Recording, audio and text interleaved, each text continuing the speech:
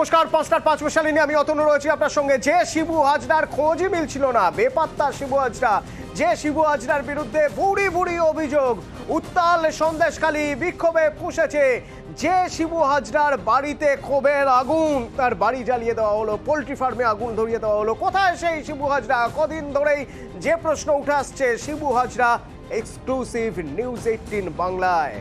বিস্ফোরক অভিযোগ করছেন সিপিআইএম, আরএসএস, তারা চক্রান্ত করে পরিকল্পনা করে ঘটনা ঘটিয়েছে। দাবি করছেন তিনি নির্দোষ। মানুষকে তাতিয়ে এলাকা অশান্ত করার চেষ্টা চলছে। সন্দেশখালীর মানুষ শান্তিপ্রিয়। এক্সক্লুসিভ নিউজ 18 বাংলায় কি বললেন শিবু হাজরা, শুনুন।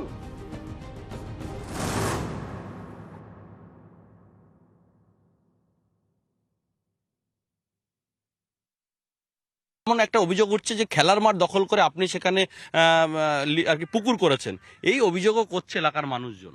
না না, দেখুন, কোনো কিছু না। ওরা যেগুলো বলছে সেগুলো পুরো মিথ্যে রটানো গল্প, সাজানো একটা গল্প তৈরি করেছে। ওটা খেলার মাঠ খেলাই করে, ওখানে পুকুর ছিল বিগত দিনে, এখনও সেটা আছে। এটা পাবলিকের জন্য, সবাই সাধারণ মানুষ খেলাধুলো করে, ওটা ওইভাবেই আছে। কিন্তু জমির যদি আমরা জোর করে দখল করে থাকি, একটা প্রুফ দেখাক যে আমরা জমি দখল করেছি, প্রমাণ দেখাক।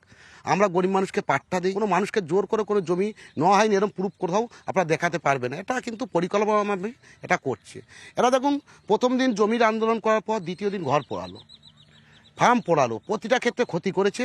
এটা কিন্তু সম্পূর্ণ ইডি আসার পর, তারপরের থেকে আরএসএস একটা সংগঠনের টিম এবং নিরাপদ সর্দার সিপিএমের, এরা কিন্তু যৌথভাবে একটা বৈঠক করে, পরস্পর করে গভীর ষড়যন্ত্র করে এরা ভিতরে ভিতরে প্রতিটা বাড়িতে বাড়িতে গিয়ে মানুষকে একটা অন্য মন্ত্র ছড়িয়েছে।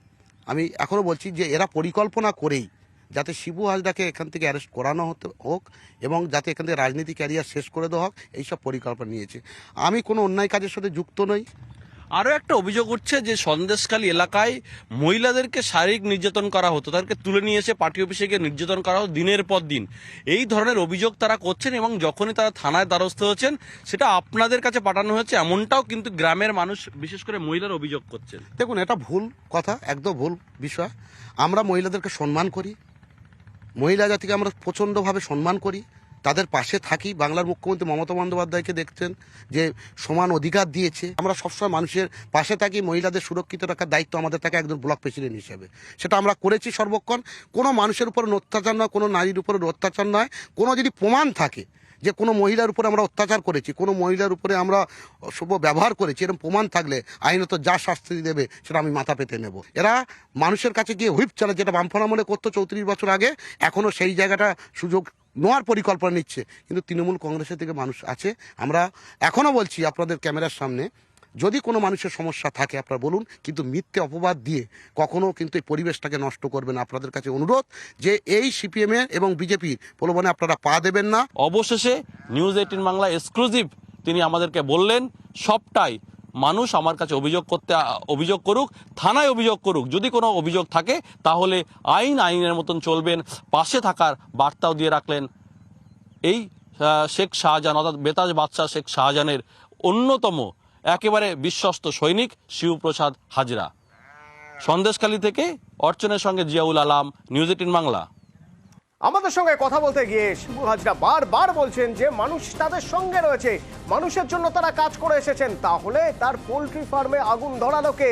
তার বাড়ি থেকে আগুন ধরালো, জানতে চেয়েছিলাম আমরা। বলছেন তাকে এলাকা ছাড়া করার চক্রান্ত হয়েছে আসলে। শুনুন। আমার মুরগি ঘর পোড়ানোর পর, আমার এই ঘর বাড়ি পুড়িয়ে দেওয়ার পর ওরা ভেবেছে যে একটা কেস কাছারির জায়গা হবে, বিভিন্ন ক্ষেত্রে আমরা হয়তো বাড়ি থাকতে পারবো না, আমাদের আইনি ব্যবস্থা নেবে।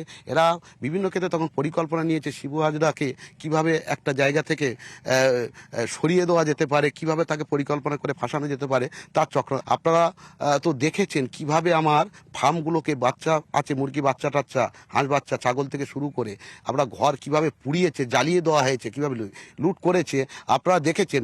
এইটা যে কত বড় অন্যায় কাজ।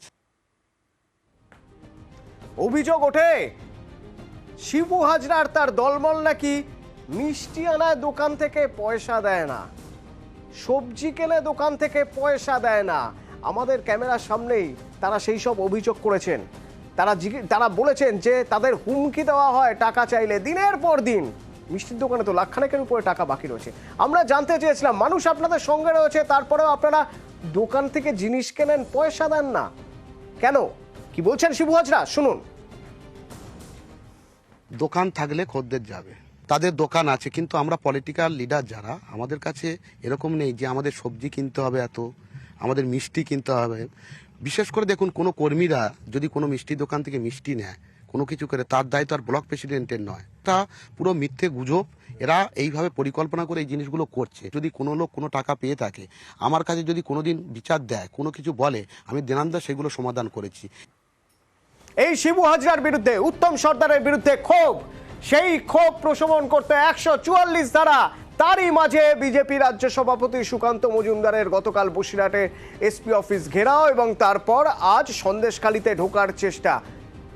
এখন অ্যাপোলো হাসপাতালে চিকিৎসাধীন।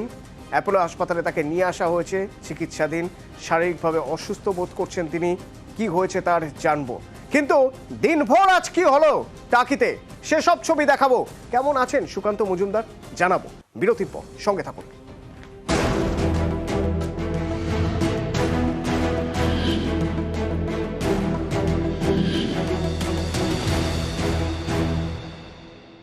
খবর এখন নিবেদন করছে এলিফ্যান্ট TMT 600 SD, এখন আরো এক্সট্রা মজবুত।